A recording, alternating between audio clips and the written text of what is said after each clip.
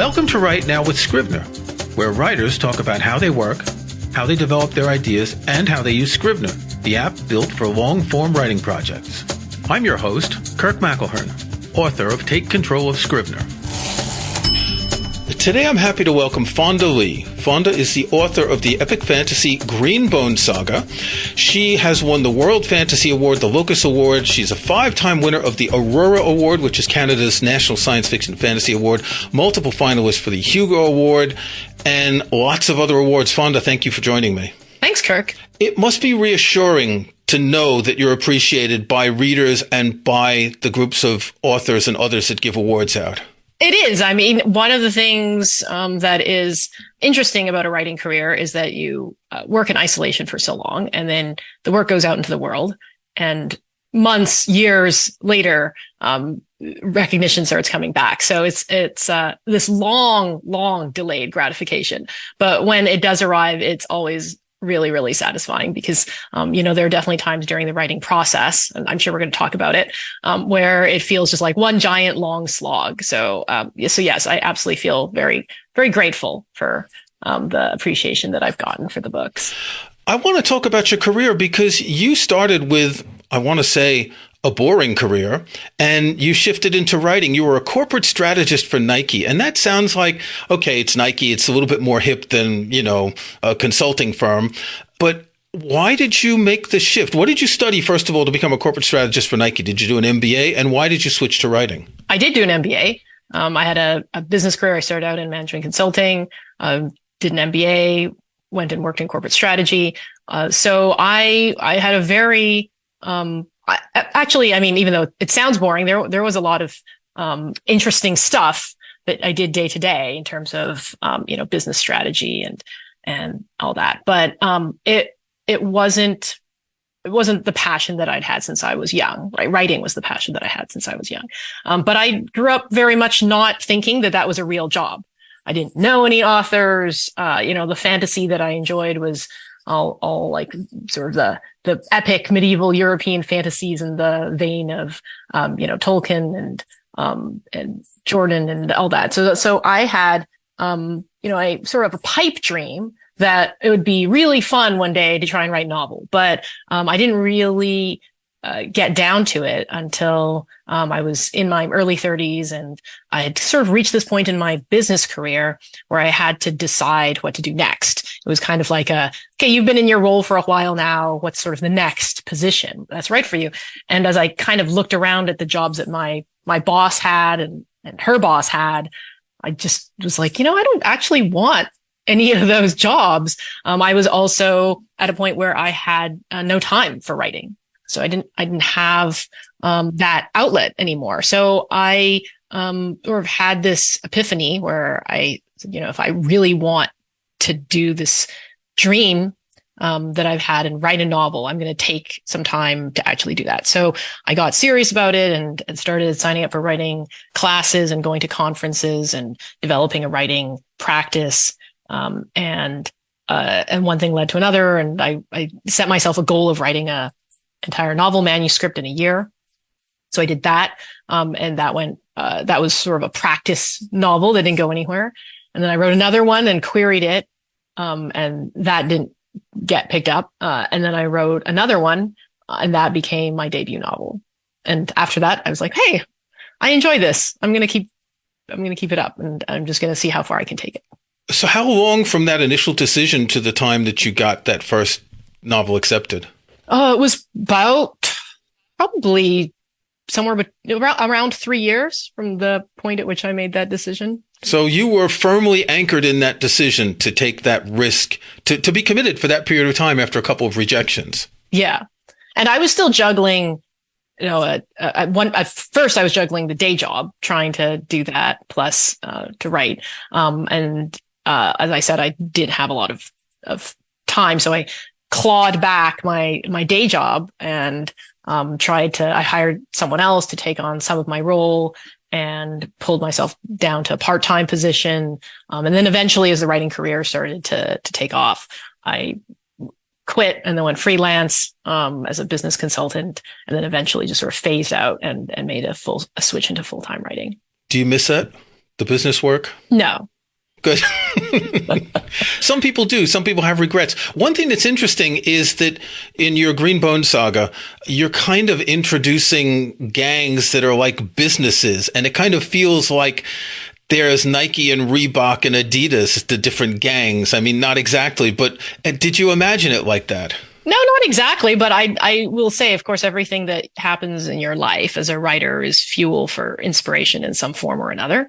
So yeah, absolutely. The fact that I have a business degree, that I had background in the corporate world influenced the tone of that series in particular, because there is a lot of corporate intrigue. The fact that the economy is a big part of the plot line, and the magic resource in that world. Jade is a major export, and there's warfare that happens on the corporate boardroom level as well as on the street level. That's certainly all influenced by my past career to some extent.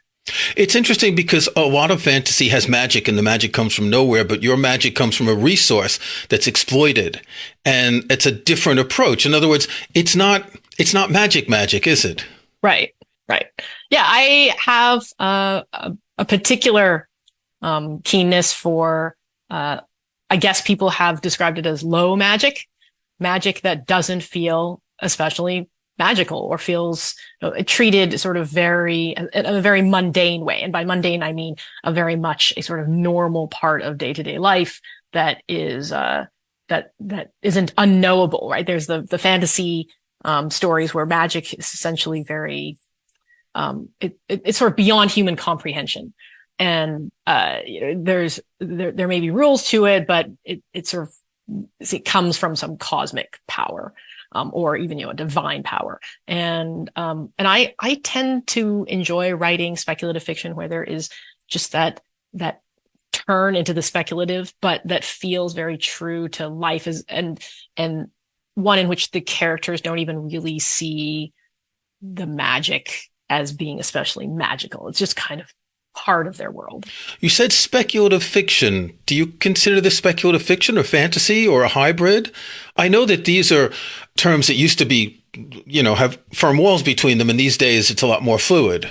I think speculative fiction is a good term just as an umbrella for fantasy, science fiction, and horror, and a lot of sort of fiction that's adjacent to science fiction, fantasy, and horror. There's science fiction and fantasy and speculative elements in so much of our media that we don't immediately think of as being part of SFF. But speculative fiction to me is sort of an umbrella term that can encompass all of that. You mentioned earlier that when you were young, you were reading all of this fantasy, which was the Lord of the Rings, basically a pseudo-medieval white European world, which is not your ancestors' culture, and you decided to choose a different location, and yours is a modern urban fantasy as well. Did it just feel more natural to write that instead of the medieval type fantasy? I don't know if it's natural so much as more just something I wanted to read. I think a lot of writers, we write the book that we want to read and that we haven't found on the shelf yet.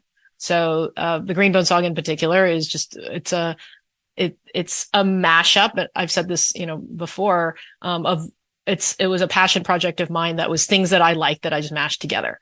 So it was epic fantasy, but also an urban gangster saga, and a kung fu epic. So it was it was things that I wanted to blend, and that I thought would be really fun to play with. And I didn't have any real inkling of whether or not it would find an audience beyond the audience of one. That was me. So I'm very grateful that it has. It's always, I think, validating and satisfying when you write something for yourself to find that actually you're not really a special snowflake. A lot of people have an interest in tastes that are similar to you. I started reading science fiction and fantasy in the 70s. I'm old. And it was all, I want to say, templates and stereotypes. And I don't think your type of fantasy, or a lot of fantasy these days, would ever have sold back then. I don't know when the shift took place. I guess it's when people started taking fantasy more seriously. in the beginning of this century? Because back then it was all sword and sorcery, or it had to be Tolkien-like and all that. But it's true that the fantasy genre has flourished in recent years. Absolutely. I think we really are in a fantastic period for the expansion of fantasy. And by that, I mean, it has grown so much in terms of what it encompasses, inspirations coming from different time periods, different parts of the world, different genres. And so I feel like the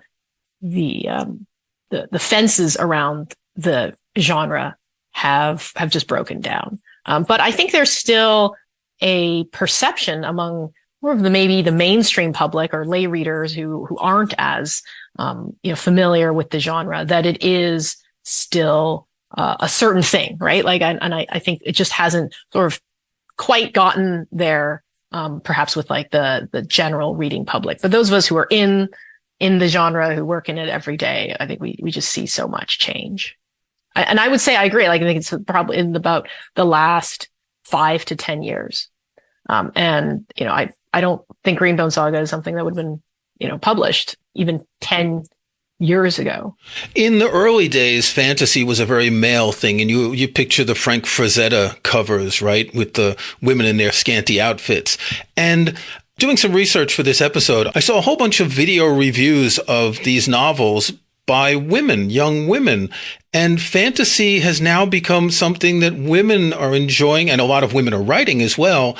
And that, too, is another welcome change, I think. I wouldn't even say it's a change. I would say that it's just more of an acknowledgement and acceptance. I think we've always been there. I remember being a teenager who loved fantasy, and did not get invited to the D&D games. We were there. We just weren't at the table. We weren't invited to the table in the same way.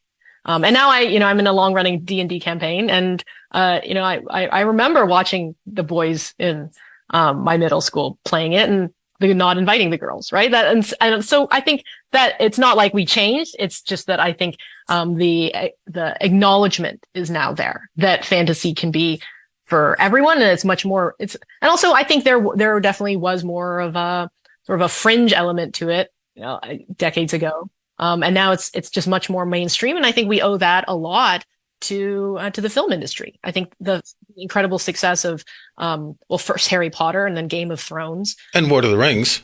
And Lord of the Rings and Marvel. I think all of that has changed. So you have black belts in karate and kung fu? I do. That's a lot of work. Are you influenced by wuxia fiction, which is this Chinese form of sort of historical fantasy mixed with martial arts? Yeah, absolutely. Definitely. I did not have any familiarity with that genre. Growing up, I read, all the typical Western fantasy, C.S. Lewis and Chronicles of Prydain and Dragon Riders of Pern and Bradbury and all that. So, I was not familiar with it growing up, but my father was always trying to kind of introduce me to it. And then, Crouching Tiger, Hidden Dragon came out. I was I was probably in my teens at the time, and or early 20s. I can't remember exactly what year it came out, but I became just kind of obsessed with that film. And he told my dad was like, well, if you like that, well, there's an entire genre out there, and he was like, well, check out these books, check out these other movies. So that's how, and I'd already been pretty devoted to martial arts for several years at that point. And so the combination of like, oh my gosh, there's an entire genre that's basically martial arts, which is meaningful to me, and fantasy, which is meaningful to me. So I definitely went down, the rabbit hole and became very appreciative of that genre. And that influence has certainly come into the Greenbone Saga. Okay, we're going to take a break. When we come back, we're going to talk more about your books, and we're going to talk about how you use Scrivener.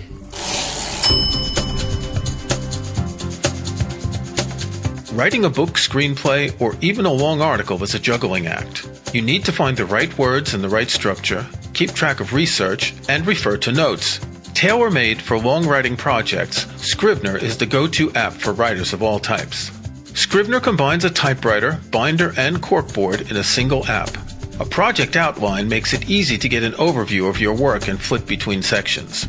Refer to research alongside your writing and just drag and drop to rearrange your work. Write in any order in sections as large or small as you like and let Scrivener stitch it all together when you're ready to share your words with the world. With Scrivener, you'll find everything you need to start writing and keep writing. Scrivener is available for Mac, Windows, iPad, and iPhone. Download the free trial from scrivenerapp.com. Right now with Scrivener listeners can get a 20% discount with the coupon code PODCAST. That's scrivenerapp.com. So your latest novel, actually novella, is Untethered Sky, and it's actually quite short, 150 pages. Why did you write something so short? Was this a kind of exercise after writing the Greenbone trilogy? Yes. It was 100% a needed change of pace after writing a epic fantasy trilogy with books that were around 700 pages long. So I happened to be at Worldcon and sat down with Jonathan Strawn, my editor at Tor.com, who said, would you write a novella? And at that point, he caught me at the perfect time for me to say yes, because I thought a novella sounds fantastic. It sounds very short. So I had, fortunately, a project that I'd started many years ago, and that I had I'd set aside because I was busy working on this trilogy. And I came back to it, and I said this would make a great novella. And it's very different from the Greenbone saga. It was also very satisfying to write. How long did it take you to write the trilogy? 2,000-ish pages? Yeah. I mean, 7 odd years. Oh, okay. Did you initially plan it as a trilogy? I did not know it would be a trilogy because I wrote it on spec. I did not have a book deal for it. I wrote the first book knowing that it could be a larger series, but not knowing if it would sell. So it was only after I managed to get a deal for the first book that my publisher said, we would like a trilogy. And I was like, great, absolutely. It could be a trilogy. Why are trilogies so popular?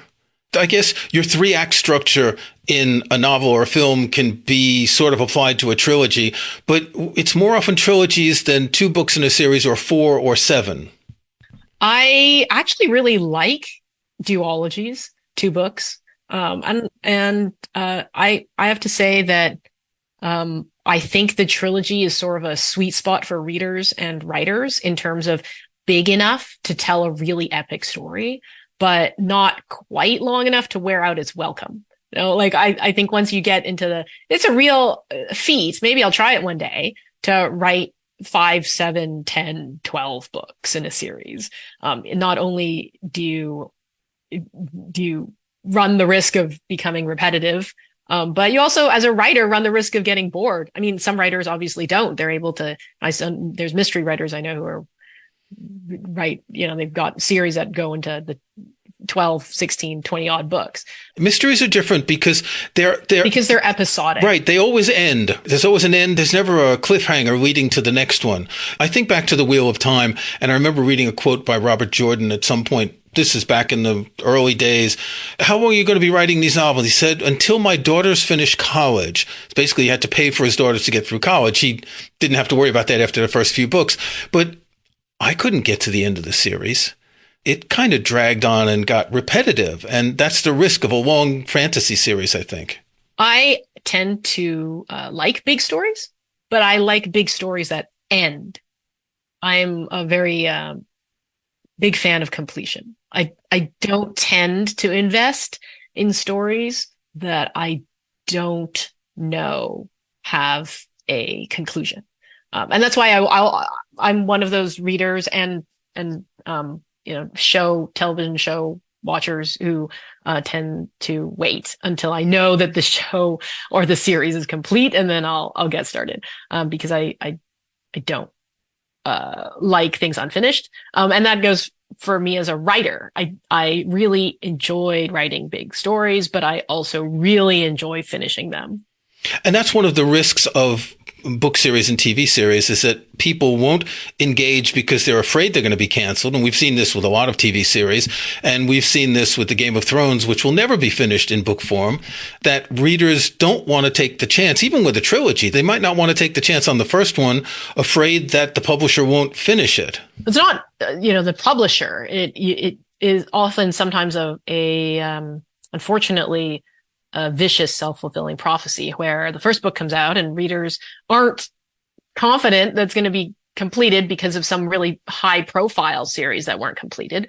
And so they don't take a chance on the first book. But then if the first book doesn't do well, then the publisher and the writer don't have the leeway. They aren't able to complete the series. So it is, I always say and encourage readers to support the first book in a series, because the first book needs the support if it's going to be finished. And the vast majority of writers, we, do not have money rolling in from television deals. So we will finish our series. The vast majority of writers who set out to write a trilogy do in fact finish it. So it is a little bit unfair, I think, to this perception that, you can't get into a series until it's done. So even though I do really care for a series to be complete, I will often go and get the first book and make sure it is supported so that it will actually be complete, even if I don't read the whole thing until it's done. So world building is a key element in fantasy, and a lot of fantasy authors have these info dumps, and you get halfway through the first chapter and then you get this sort of the history of the whatever that goes back 12 centuries. And so in your book, Untethered Sky, I noticed you have a really subtle approach to it. In the first few pages, you've got terms like rock and rookers and the master of the royal muse. And then you kind of drip feed the explanations in. And this kind of lets the reader understand them organically. And I sometimes feel that in fantasy, authors don't trust the readers to be intelligent enough to figure this out. I think fantasy readers, for the most part, want to be trusted, but they also like world building. They like information. I love having, fantasy series that go in deep into the history and, the world and build out the detail. And I actually really dislike the term info dump because I think people use it as sort of a catch-all term for any sort of world-building exposition. Because info dumps, air quotes around them, can be incredibly compelling reading. If you write exposition, with a deft hand, you can many ways to get information to a fantasy reader. And I've seen writers do all sorts of cool things. There can be little archival. I'm reading the entire Dune series, and it has these little, epigraph. It has, the sort of the introductions to the chapters. Right. They've got like the historical texts and, in-world, quotes from figures throughout history and, things like that. Right. And other writers have done, I use interludes, in my, Greenbone saga, which are just like narratively, appropriate places to put these sort of, bits of history about the world, and, the mythology and all that. So you can make information interesting. And you have to kind of balance where you tell things, where you give the reader information, with where they just absorb it more organically in an in-scene situation. And you have to be able to do both, especially I think when you're working in a secondary world where you can't count on the reader to be able to just understand, right? If you're writing a contemporary story and you say, so this character, John, he got into his Tesla. Okay, well, we know what that is, right? Like we just have we're lucky enough to have all that context already. And as a fantasy writer, you have to build all of that. And you have to decide where you want to introduce it so that it's narratively important at the point at which the reader experiences it. So let's talk about how you use Scrivener. Have you written all your novels using Scrivener? I've written every one of my novels using Scrivener. Okay. And the first one you wrote when? How long ago? That was 2011, roughly. So yeah, about 12 years. Yeah. Okay, so you were pretty early. So how do you use Scrivener when you're writing? Well, I basically use Scrivener as everything goes into Scrivener, unless it's something like a timeline that has to go into an Excel spreadsheet or a different software program like Aeon Timeline. So unless it's that, everything else goes into one file. So a book per file. So once I start a new book, I open this new Scrivener file, new project, and I start populating folders. I always start with basically create a folder that's research. And in there, I start dropping all the research that I'm doing for the book. It could be, and I one of the features that I do is I'll import web pages into Scrivener. If I find, some article that's interesting, I'll port that in. I will just save images as and oftentimes they're like character inspiration. I'll save those into my research file, and I'll just start creating text documents as well. And I'll throw in whatever interesting bits of information I'm doing in my research into my research file. Then I've always got another folder that's developmental work, and that's just start a new text file. I'll just start a new bit of text, and it might be like character brainstorm or magic system or setting, and I'll just start free writing. And so I'll create a big or I guess it's a sort of an R&D situation in my Scrivener file. And I will do that, and I pretty much just do research and then brainstorming development for several weeks, and then an outline. So I will start just a new file that'll be like first draft outline, and I'll start outlining. So then when it gets to the actual writing process, I just manuscript folder, and I'll start just chapter by chapter. I'll usually port my outline into just a series of text files. And so I'll kind of take that outline and then break it down and sort of set out my chapters, and just start working. Do you outline the whole book before you start? Roughly. So I am mostly an outliner, but my outlines pretty much never end up being accurate. They're milestones.